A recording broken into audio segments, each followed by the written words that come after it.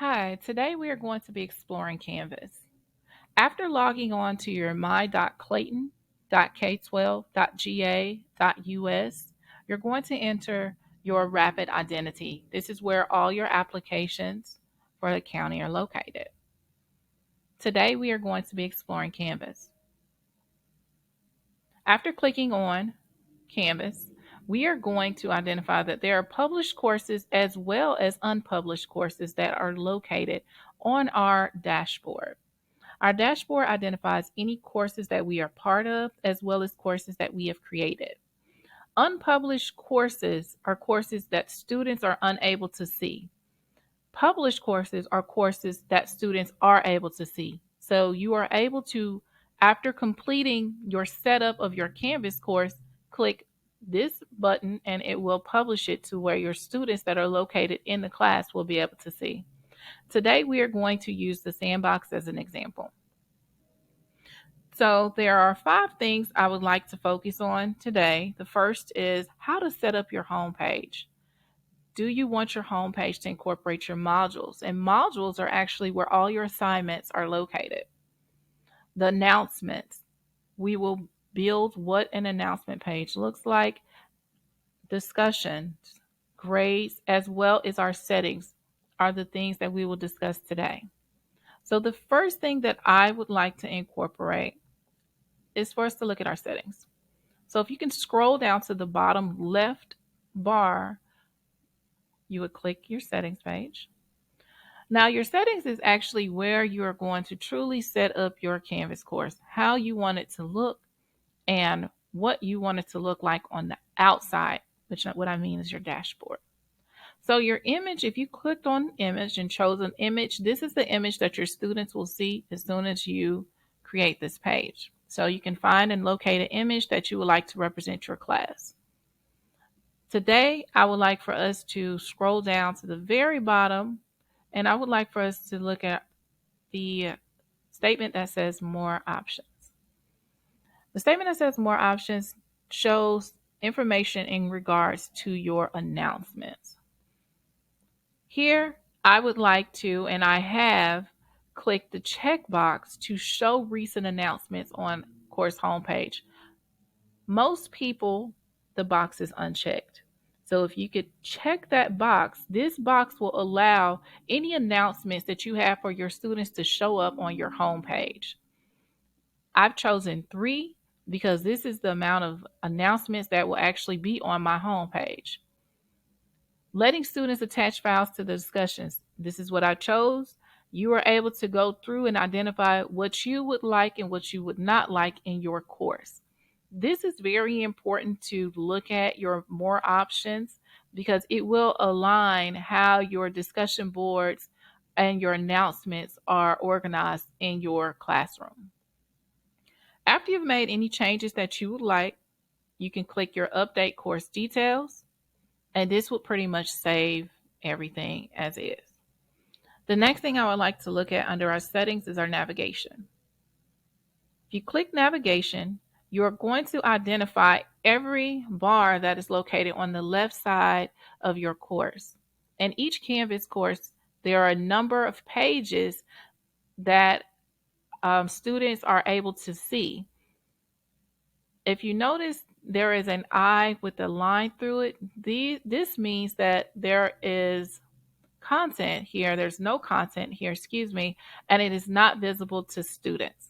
So we want to make sure if we want students to see specific things or specific pages, it's very important for us to make sure that we have content in them as well as we are making sure that they're able to see them. So the way we're able to make sure that they see them is making sure it's enabled.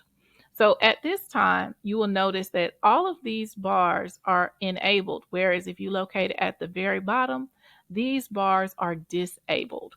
Okay, so if you would like to, for an example, I would like to take rubrics off. Do not want my students to see the rubrics there, so I could disable. I could just click the asterisk, and I would click disable. After clicking disable, you'll notice that rubrics have now dropped down to disabled. If I change my mind and I would like them to be back in the enabled, all I have to do is just click the plus sign, and you notice rubrics are back. Okay. So those are the two things that I would like to focus on, making sure that we understand in our settings. So after you finish setting up that, the next thing I would like for us to do is to go to our home page. Your home page is where your modules will be located, which is your assignments for your students, as well as your announcements. So the first thing I would like to do is to just show you quickly what a module looks like and how your assignments are placed.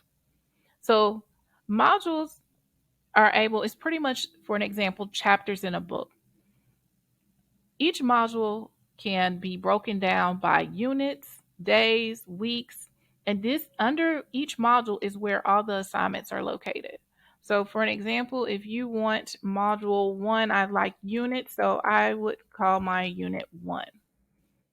I would add module, and now if you notice there is a bar, and now everything that I have for unit 1 will fall under this particular module.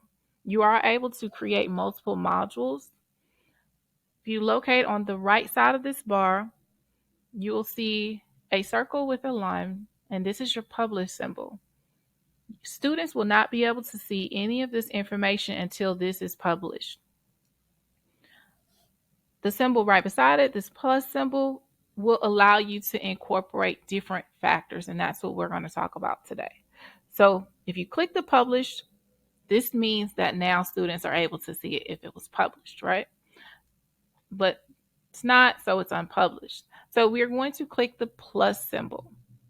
The plus symbol allows us to add different topics. For an example, if you have assignments, quizzes, files, pages, discussions, text headers, external URLs, as well as external tools, these are all able to be embedded underneath Unit 1.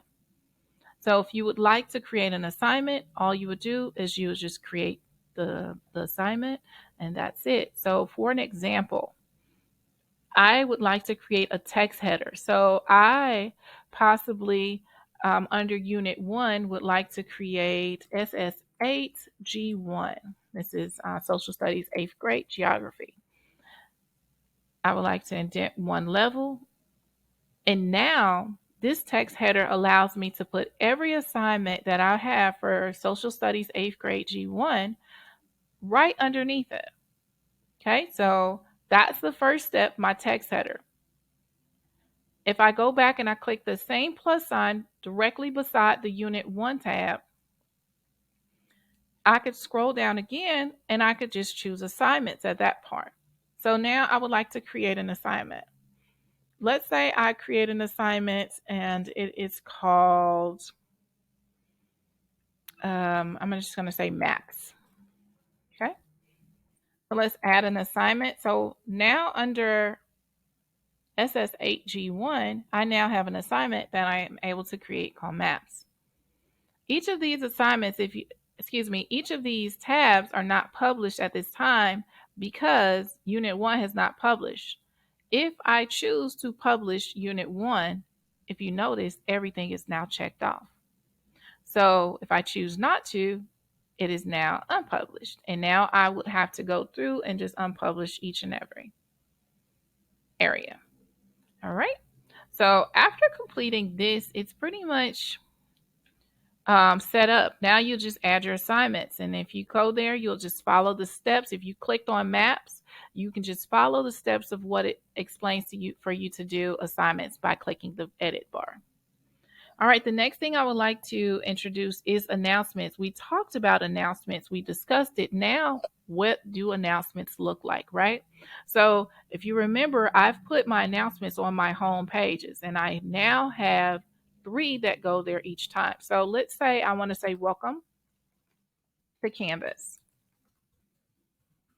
Welcome to Canvas, and then maybe I want to say thank you for joining, and I have thank you for joining.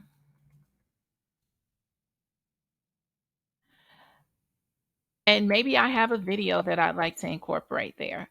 But now I just want to say thank you for joining. And then let's go down. And I scroll down and I'm able to allow users to comment on my announcements. I'm actually allowing likes if I want them to like it, meaning did you see it or did you not see it?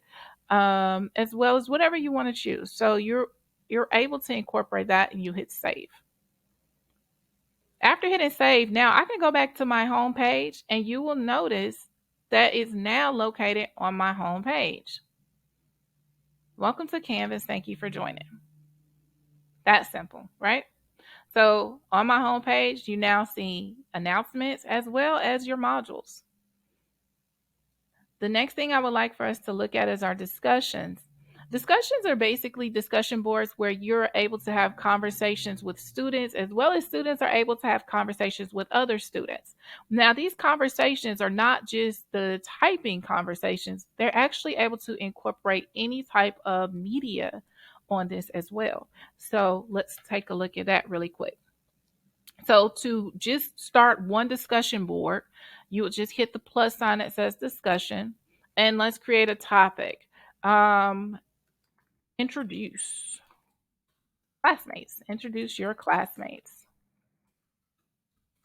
So maybe this is a time where you would like to have students to please create a video introducing yourself.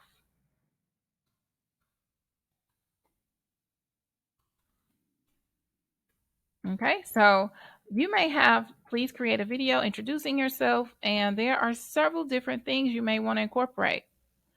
Students may want to create an external link. Maybe they have things on YouTube that they would like to introduce to their classmates, or course links, as well as you can upload images, course images, and user images. Something cool is you can also upload and record media.